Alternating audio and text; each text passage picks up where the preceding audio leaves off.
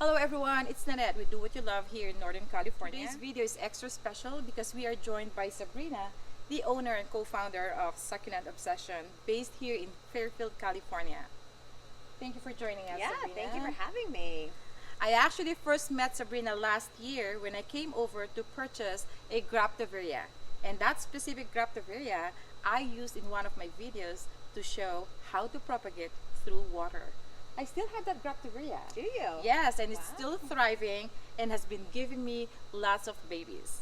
Anyway, this is my first video with Sabrina, and in this video, she will share with us some of her succulent care tips, propagation method if she does propagate her succulents, and we're always saving the best for last, which is a quick tour of her garden.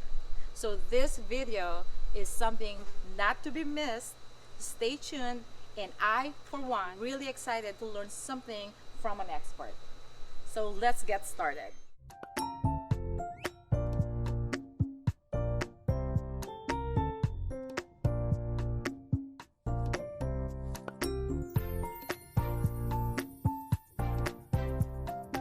Welcome back. Before we start with the Q&A portion of this video, I will let Sabrina share with us a little bit about Succulent Obsession, how it all started as a hobby, a passion, and now a thriving succulent garden and a business. Take it away, Sabrina. Thanks, Nanette.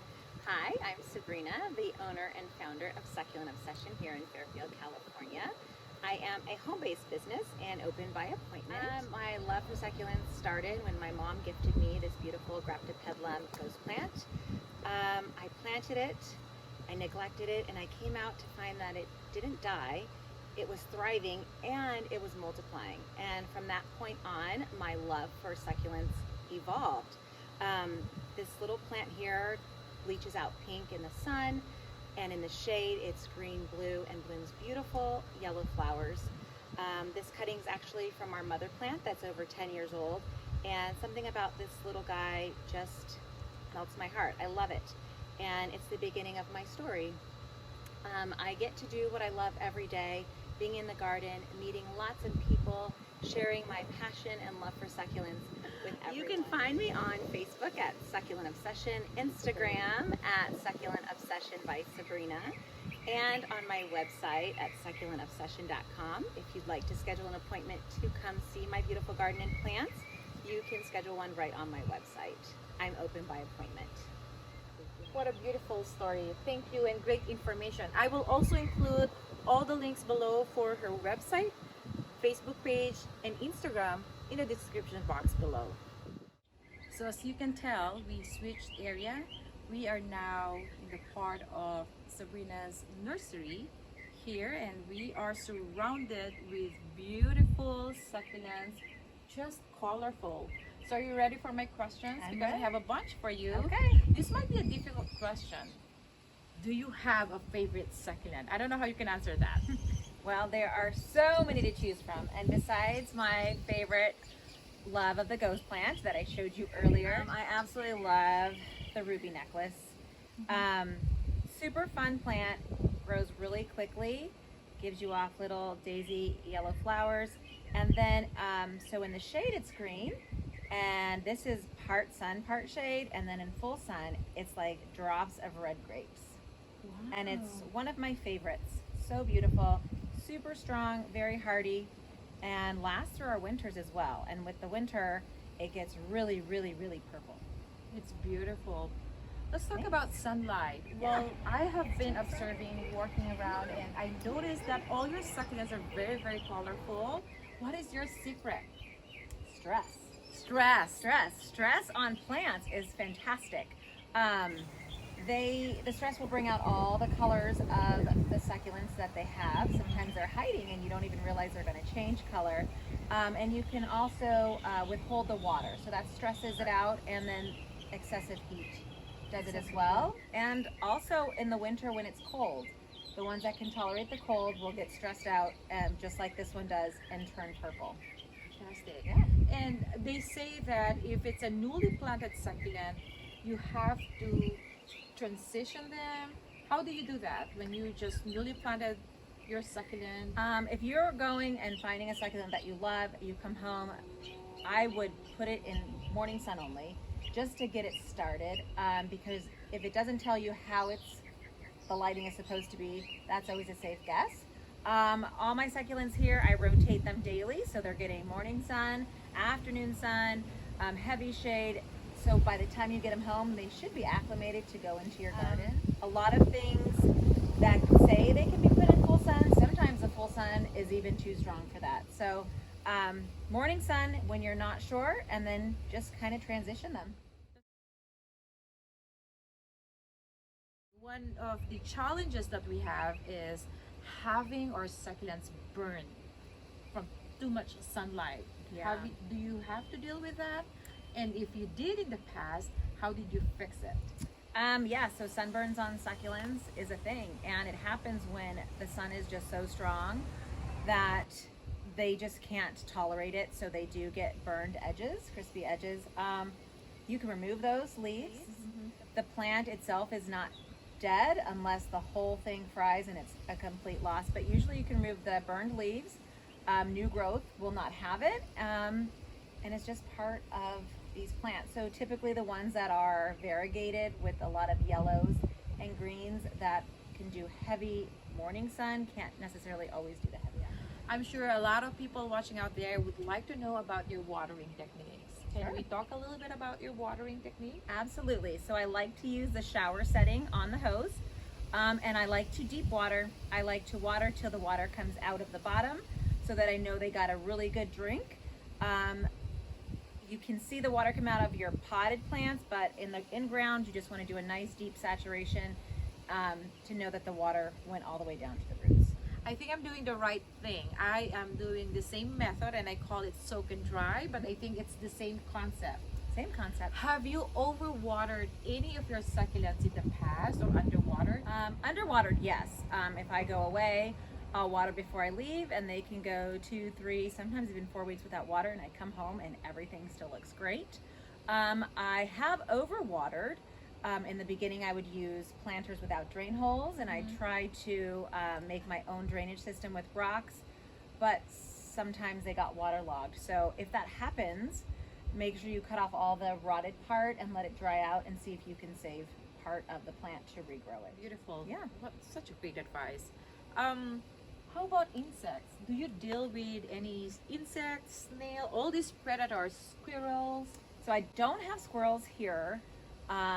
We do have, I get little aphids, little spider mites, and I do use just a spray that I buy at the local hardware store, and I spray them. If I see the first sign of I'll clip off. If it's on the flower, I'll clip the flower off, and then I will spray the entire plant and the surrounding plants with the spray, and it usually solves the problem.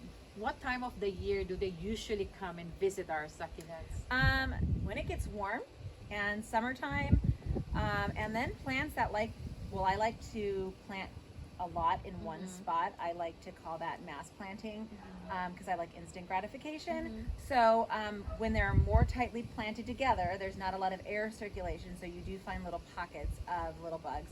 But you can snip off what is really infested and then spray it, and it should be fine. I will try actually to do that. Yeah. Because right now when I got back from the Philippines, that's one thing I noticed.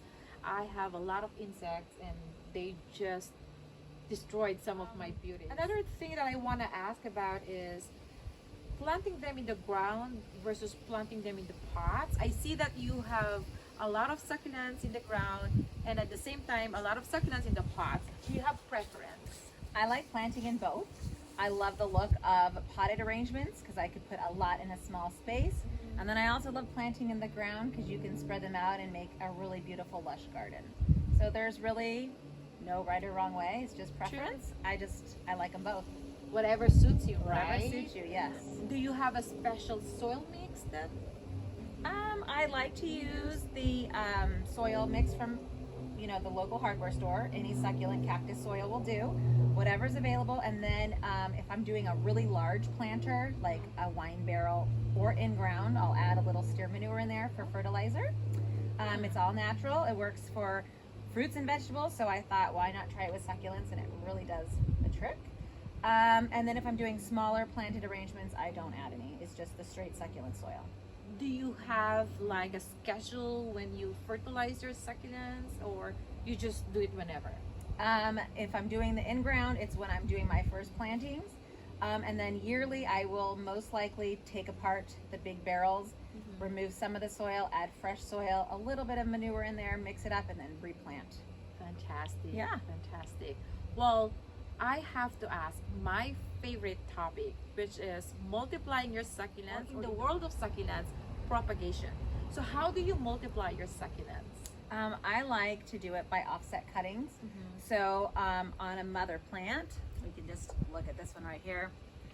You're going to have multiple pieces, and you can go through and cut all of these tips off, basically replant them, and then the mother plant will regrow, giving you more, and all your babies will grow, and you can keep multiplying throughout your yard. So this is all cuttings that we just took off mother plants. So we just went through the garden and cut them all off. You can notice some of them are kind of turned. We would just clip that off when we reinsert it to the ground, but you can get a ton of cuttings once your plants start to grow. You just cut them off and stick them back in the dirt. These were extras, so I'm gonna let them callus over a little bit. Sometimes I let them callus, sometimes I don't. And then we'll just stick them back in the ground. But it's kind of fun to see how you can multiply your plants. That's my favorite method. One of the methods that I cannot just have a grasp on is propagation through leaves. Have you done it? I've done it. It's a fun thing to watch, but it's a slower process. It's very slow. Yes. I have to agree. Yeah, but it works. And if that's, any lower leaves that fall off, I do just throw them in like a paper plate and put them in the shade, forget about them, and then I'll get new little plants afterwards. Oh, if there is a succulent that you would like to recommend for beginners, is there a specific one that you want them to start with and go from there? Any of the rosette ones I love. I'm gonna see if I can find one back here. This is like one that I like. And they're very fat leafed, so you can lose a leaf. You will repropagate from the little leaf. You can have lots of offsets. You can cut them off. They're just super sturdy little plants. They're in the Graftopedilum families, the Graftosedum families, sedums. Super easy to grow. And also aeoniums. They propagate like crazy. They're absolutely beautiful, and you really can't go wrong with them. You just put them in the ground. If they're not happy, you can move them. If you want to multiply, snip it, stick it back, and they just keep multiplying. Is this variegated? Because this looks like Aeonium kiwi, but there's like a yellow thing. Yep, that's an Aeonium kiwi, and it goes from green with some yellow, and then when it really gets a nice douse of heat, you'll get hot pink marks. It's beautiful. Yeah. This is certainly one of my favorites. I started with this one. In fact, my cousin planted a lot of kiwis in her backyard, and that's how it all started for me. Oh, Yes, yes. yes. Awesome. But I can't make them to look like this, so we need to have a private chat on that Sure. one. Yes, I'll definitely. help you figure that out. Yes. You've shared a lot of important tips and some insights to us. I learned a lot today, and I hope you all did too. Thank you so much. Thank This is you. really, really insightful. Don't go yet, because the best part is yet to come. Sabrina will give us a tour of her backyard. And actually, not backyard, it's a garden and a nursery. How's that? Sounds good. You ready? Yeah. All let's right, go. let's do it.